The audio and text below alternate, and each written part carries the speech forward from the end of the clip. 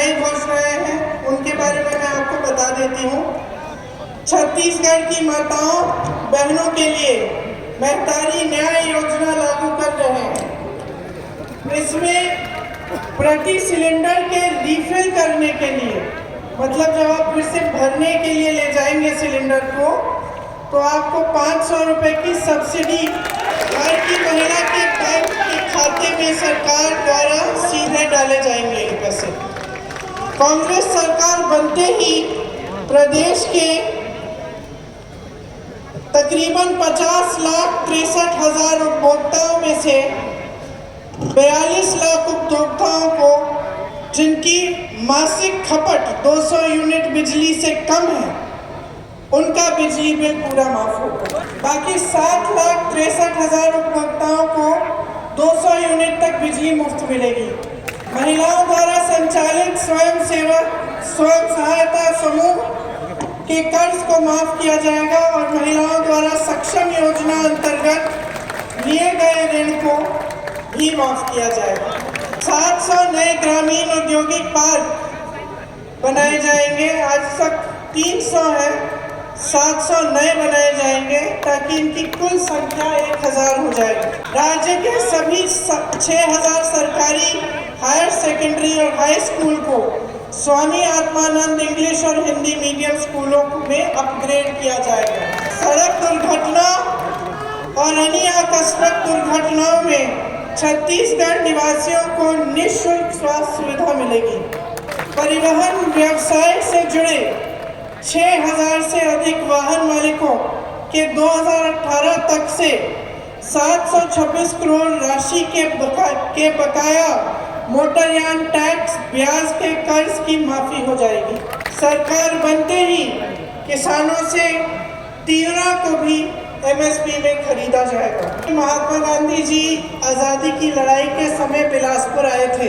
सिर्फ महात्मा गांधी जी जैसे महापुरुष और छत्तीसगढ़ के बहुत महापुरुषों ने नहीं लड़ी, इनके साथ पूरी जनता ने ये लड़ाई लड़ी।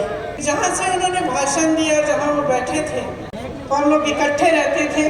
दादी के पास गई, स्कूल में प्रतियोगिता थी, उसके लिए मैंने दादी का एक झोला रखती थी, मैंने उनका झोला मांगा। नाटक की प्रतियोगिता थी। बाय बाय बोल के स्कूल चली गई। तकरीबन 2 घंटे बाद हमें स्कूल से लेने के लिए सुरक्षा कर्मी आ गए।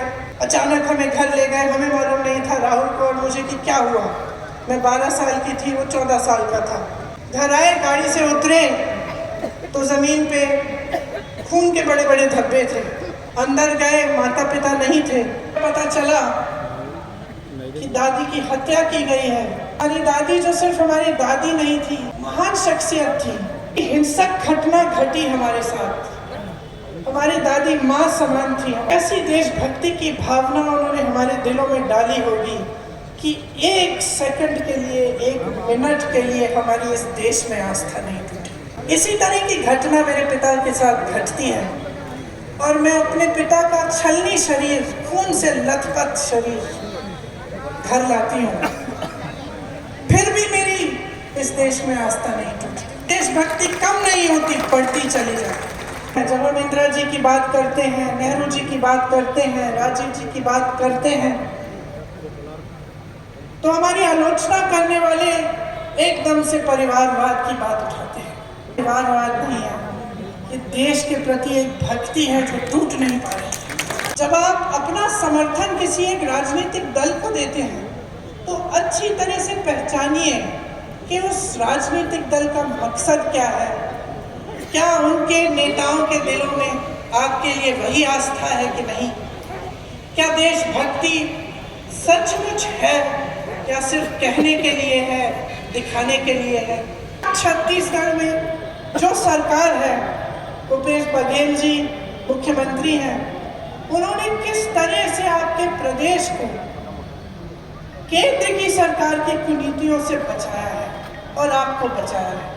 कोरोना आया, जहां अन्य प्रदेशों में मदद नहीं दी गई, यहाँ आपको उसका सामना करने के लिए सहायता मिली।